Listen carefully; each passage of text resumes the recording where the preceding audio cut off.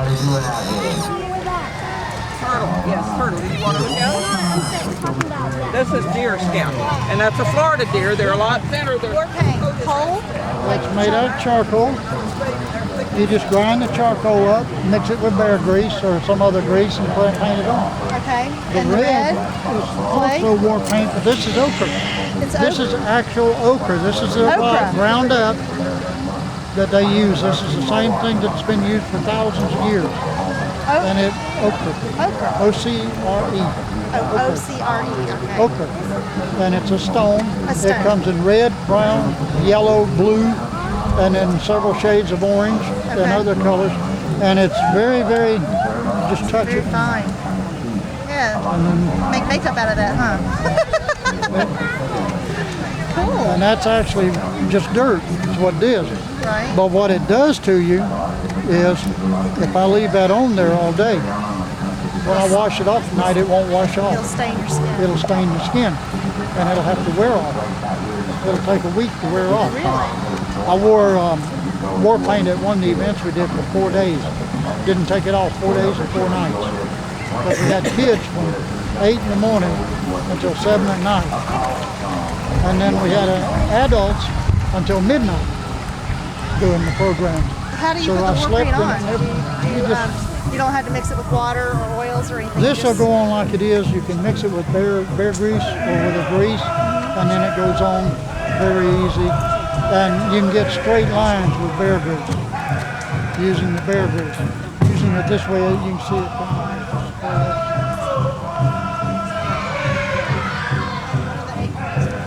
Acorns are food.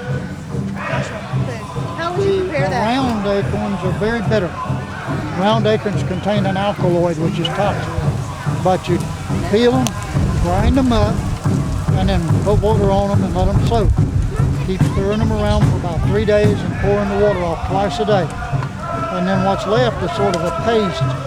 After about 3 days, pour the water off, take that paste out, make it into nice cakes and throw it in the fryer and fry it, or put it in soup, or put it in That's stew. the round ones you're talking The round ones. The long ones you can eat right off of the tree. How many of the round ones would it take to make you sick? How toxic is it? Yeah, well, it depends on who it is, the body. As few as 2 can make some people sick. I can eat a handful in one bottle. Because he's eaten before. Yeah, I can eat a handful. I can eat them. It builds up. It won't hurt you to eat them Right. one until they quit. But if you keep on it, it will continue to build. It doesn't dissipate. But it continues to build until it gets to the point that it makes you sick. Now, like I said, the long ones you can eat right off the tree. They don't contain an alcohol. But the long ones can be used for other things too. You can take the long one, peel it, or take the hull off, cut a little piece of chicory root, throw it all together and roast it, then grind it up and make good coffee out of it. Ooh, that does sound good. It makes excellent coffee. I've used it as coffee substitute many times. I've also used the pine trees. Pine needle makes an excellent tea. Really? Delicious tea. Pine needle? Pine needle tea. Cut off the green pine needles, so you cut them in sections about that long, steep them like a regular tea, and you got a very good tea. And use wild honey or honey to sweeten it. And if you've ever eaten a mango, it tastes a whole lot like mango. Ooh, I love mangoes. That's one of my favorite You know fruits. that mango's got a little piney taste to Yes, it. it does, actually. Yeah, and that tea will taste exactly like it if you use honey to sweeten it. Wow, It'll I be might just have like to try the some of mango. that. And you just use the green leaves. Green leaves only. We've Okay. got another thing we use for tea here too. Let me get this. I'll be right back over. Okay. Let me grab this over here.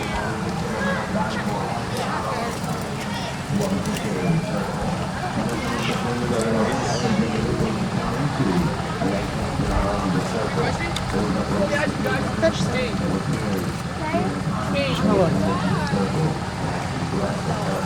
Some licorice. It smells like licorice. No? Yes. Root beer. The reason it smells like root beer is because that's what root beer is made from. You're kidding. Nope. What kind of tree is that from? Sassafras. Sassafras. That's sassafras root. It smells yummy. I make sassafras tea out of it. It tastes exactly the way it smells. And then I add mint to it, and I sweeten it with honey. and it makes a tea that is out of this world. You just steep I just steep that I root. just shave off a few pieces like I did. Where do you get something like that? It grows wild all the way from about Gainesville north to Temple. I just would have to know where to Totally look. wild tree, grows out in the woods everywhere. It is a very unique tree because it's the only tree, there's only 2 trees in the world that have 3 distinct kinds of leaves. It'll have one leaf that looks like a mitten with a thumb, another leaf like a mitten with a thumb and finger, Listen to this. and the third leaf looks just like this oak leaf. And they'll all be on the same twig, Really? all on the same twig. Y'all paying attention? The only other tree like it in the world that has the 3 leaves is a cousin to it that grows in China. Wow. So if you see that, you know it's sassafras. And what are those other little nuts you have there? Those beans? are actually peas. Oh, peas. Okay.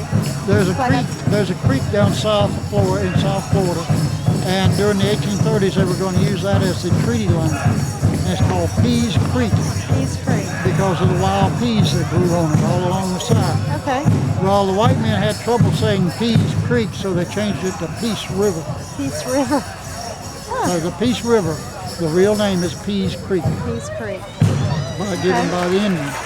But then we've changed everything. Absolutely. You know, I ask people if they've ever been out to Lake Churchill in the forest.